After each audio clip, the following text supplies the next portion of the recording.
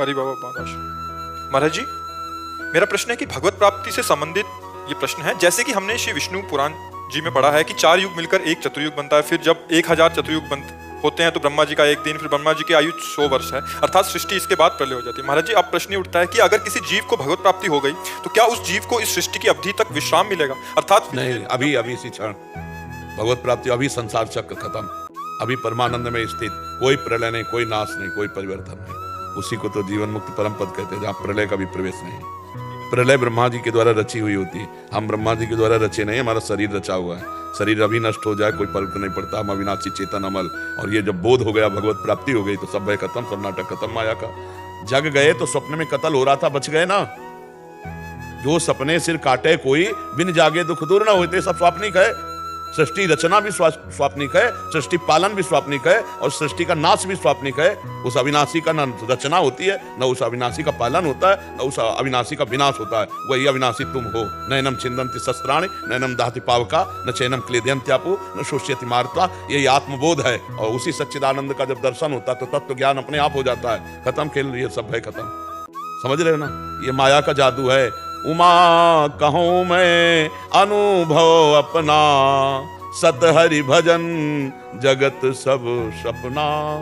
अभी समझ में नहीं आया?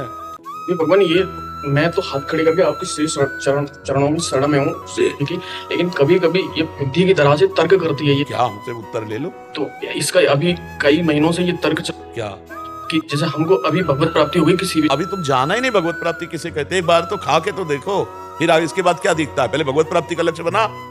न सृष्टि है, न पालन है, और न लय है। ये त्रिगुण की माया में है, और त्रिगुणातीत है भगवत प्राप्ति। जब वो दृष्टि आ जाएगी, है ही नहीं। अरे भैया, स्वप्न में सब कुछ दिखाई दे रहा, जगने पे कुछ है क्या? तो अभी तुम स्वप्निक पुरुष हो, जगे हुए पुरुष हो क्या? तुम्हें ब्रह्म बोध हो गया क्या? तुम्हें भगवत साक्षात्कार हो गया क्या? तो स्वाप्निक संकल्प विकल्प हो रहे हैं। अब जगाने की चेष्टा करें, जग जाओ धीरे धीरे, निरंतर नाम जप करो। और ये जो सृष्टि प्रलय की कथा लिखी हुई है कि हम भयभीत होकर ऐसे भगवान की शरण में जाएं, ये सत्य है। संसार की लीला में ये ऐसा होगा, लेकिन हम ऐसा भजन करना है कि अब हमको इस प्रपंच से ऊपर उठ जाना। और भगवत प्राप्त में कुछ नहीं होता, न प्रलय होती है, न पालन होता है, न लय होता है। अभी ज्ञान तो है नहीं। अब भी आत्मस्वरूप का क्या पालन होता है? अभी आत्मस्वरूप का कौन बाल बाका कर सकता है? इसका ब्रह्मा सृजन कर सकते हैं। जो ब्रह्म की आत्मा है वही हमारी आत्मा है। अभी बच्चे को कैसे समझोगे? नाम जप करो तब समझ में आएगा। ये तो आध्यात्म का खेल है। नाम जप करते रहो, पहले भगवत प्राप्ति की तरफ चलो। भगवान, आपके सानिध्य में हूँ काफी समय से। ये मेरे बुद्धि कभी कभी प्रश्न करती है, लेकिन मैं इसका चिंतन नहीं करता हूँ। आपके चरणों के तो आप समझ में आ रहा है कि नहीं? जैसे स्वप्न में आप देख रहे हो कि एक मित्र मिला, पत्नी मिली, लड़का, दुनिया का सब प्रपंच देखते हो। क्या कुछ सत्य होता है क्या? यहाँ क्या सत्य है?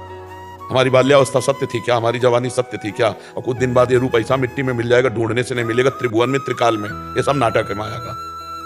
ये सत्य थोड़ी है। और जो हम हैं वो थे, हैं, रहेंगे, कभी विनाश नहीं। अग्नेयास्त्र हमारा कुछ नहीं जला सकता, वायवास्त्र हमारा कुछ नहीं उड़ा सकता, वरुणास्त्र हमारा कुछ नहीं भिगो। तभी तो नैनम छिन्दन्ति शस्त्राणि, नैनम दहति पावका। अभी ना आत्मज्ञान है, ना भगवत साक्षात्कार, तो बुद्धि तो चंचल हो ही जाएगी। नाम जप करते रहो, और जो संशय आवे उसका उत्तर लेते रहो। मानते रहो। आप मानते रहो तो जान जाओगे। अगर मानोगे नहीं तो फिर तर्क में बुद्धि फंसा करके निगेटिव भी चला सकती है, नकारात्मक सोच भी ला सकती है। महाराज जी, मानने के लिए भी पावर चाहिए क्या अंदर? हाँ, भजन के बिना तो मान्यता भी नहीं होगी। भजन इसीलिए बारी मथे घृत होए बरु, सिकता ते बरु तेल, बिनु हरि भजन न भवतरिया सिद्धा। सपना कब लगता है महाराज? जब उठ जाते हैं तब सपना लगता है? जब ज्ञान होता है तब। जब ज्ञान हो जाता है तब तो ज्ञान अपने स्वरूप का बोध हो जाता है, या भगवान का दर्शन हो जाता है, तब लगता है कि अरे, जैसे रस्सी को सांप मानकर डर रहे हैं, पर जब तक सीधा प्रकाश रस्सी में नहीं पड़ेगा और हम रस्सी नहीं जानेंगे, तब तक हम डरते रहेंगे।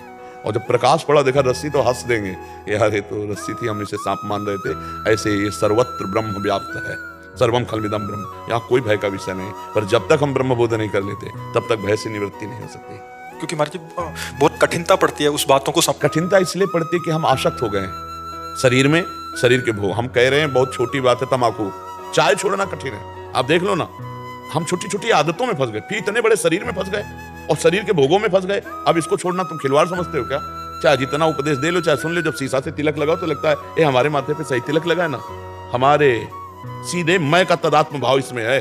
और जब ये आ जाए कि ये शरीर अलग है, अंदर का विषय, और मैं इससे अलग हूं, तब अलग खेल शुरू हो जाए। अभी तो इसीलिए कहते हैं सिर्फ नाम जप करो। सिर्फ नाम जप करो, आगे का सब काम नाम संभालता चला जाएगा। नाम जप के बिना कुछ नहीं होने वाला, नाम जप के बिना कुछ। भगवान का मधुर मधुर नाम जो प्रिय लगे, जो गुरुदेव ने दिया हो, वो नाम जप करो, वो सब प्रकाशित करता चला।